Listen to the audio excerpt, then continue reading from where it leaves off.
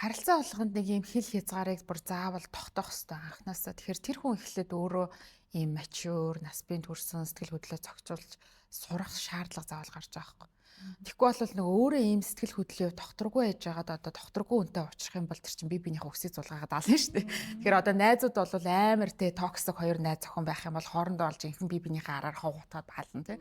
Тэгэхээр эхлээд ерөн зөвөр өөрөө л аягүй сайн дотроо бүх зүйлийг засах хэрэгтэй.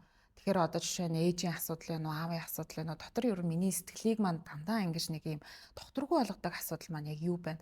Тэрийгээ би өөрөө засчих юм бол хүмүүст хил хязгаар тавихтай аягүй амархан болно. Одоо хүн жишээ нь миний уурыг хүргэдэг тийм зан характер гарах юм бол завуучлаараа найзаа яг иймэрхүү юм ярих нь надад жоохон хэцүү байд юм а энийг ярихгүй байж болох уу гэдэг ч юм уу те нөхөртөөгөө ч юм уу ингээд тэр айгуу нэг өөртөө таалагдахгүй зан ч юм уу үйлдэл гарах юм бол надад нэг ингээд тавгүй байд юм а энийг хоёлоо өөр байдлаар зохицуулъя ч гэдэг юм ингээд тэрийгэ хэлээд нөгөө хил хязгаарыг ингээд нөгөө ярилцаад тавиад явах юм бол мэдээж хажууд нь байхыг хүсэж байгаа юм бол тэрийг өөрчилнө. Гэтэл хилээд хахад тэр чи ямар хамаасан битээ сүржигнэдэ юундаа уйлдээ юун сүртэй ингээд байгаа хүнийг бол зүгээр завуучлаараа би бол чамтай дахиж одоо харилцааг үүсгэж чадахгүй маань гэд ямар ч хүн байсан тэгэл амьдралаасаа гаргасан тэр тэгвэл тэр бол маш нөгөө өөрийнхөө сэтгэл зүйд хортой зүйлийг баа гэдгийг мэдсээр ээжиж хадгалаад яваад ийн гэдэг бол тэр хүн зүгээр яг жирэнээр амьдрах боломжийг нь бол тэр хүн хулгайлаад байгаа юм. Тэгэхээр энэ дэр бол бүх зүйл дээр хязгаар одоо нэг хилийг бол аягүй сайн тавьж сурах хэрэгтэй. Soul Lab-ийн ерөнхий ивент тэтгэгч Дерматестер баталгаажсан дэлхийн хамгийн нэмгэн живх Baby Lab ажиллаж байна.